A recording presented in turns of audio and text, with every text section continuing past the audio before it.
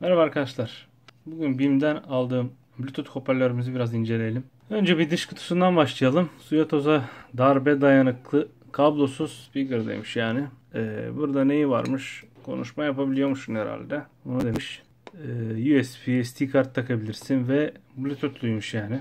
iOS Android destekliyormuş. Sonra burada zaten genel görünüşü bu şekilde. Şimdi bir kutumuzu bakalım, bir açalım. Bir içini görelim.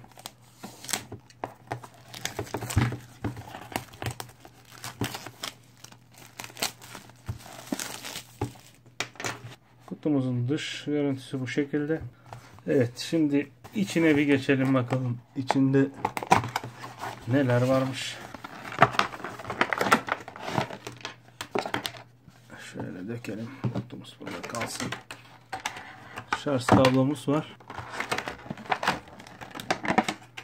Evet, şöyle şık bir görüntüsü var.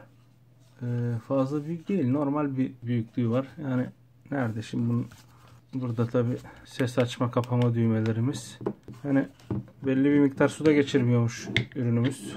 Burada bağlantılarımız, USB girişimiz, küçük kart girişimiz var. Şarj ve AUX girişimiz var. Aynı zamanda AUX olarak da kullanabilirsiniz. Şimdi baştan bir bunu Bluetooth'la bir çalıştırmayı deneyelim bakalım. Şimdi cihazımızı çalıştıralım. Evet, çalıştırdık. Şimdi Bluetooth'umuzu açalım bakalım. Bluetooth'umuz bir makineyi görsün.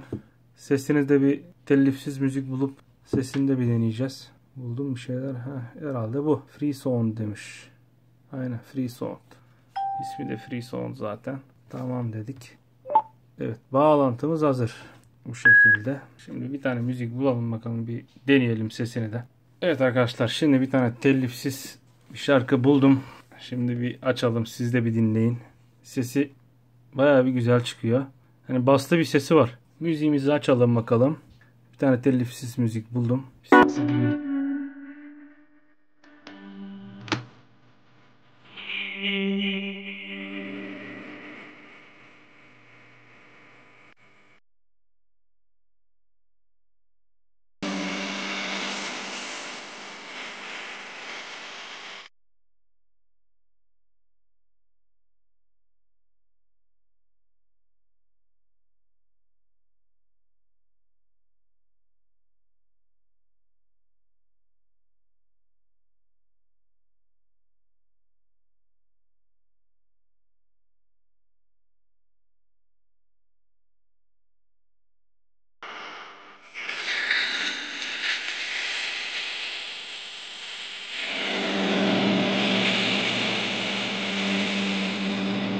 Evet arkadaşlar, bir de içini de bir inceleyelim bunun. Bir görelim bakalım içindeki nasıl bir sistemi var. Pilini bir kontrol edelim. Nasıl bir pil koymuşlar. Ürünü tam olarak her şeyini görelim yani. Şimdi buradan başka sökülecek yeri gözükmüyor. Burada normalde alyan cıvata yapmışlar ama biz bunu normal şeyle söktük. Tornavidayla. Buradan şöyle bir kanırtalım bakalım.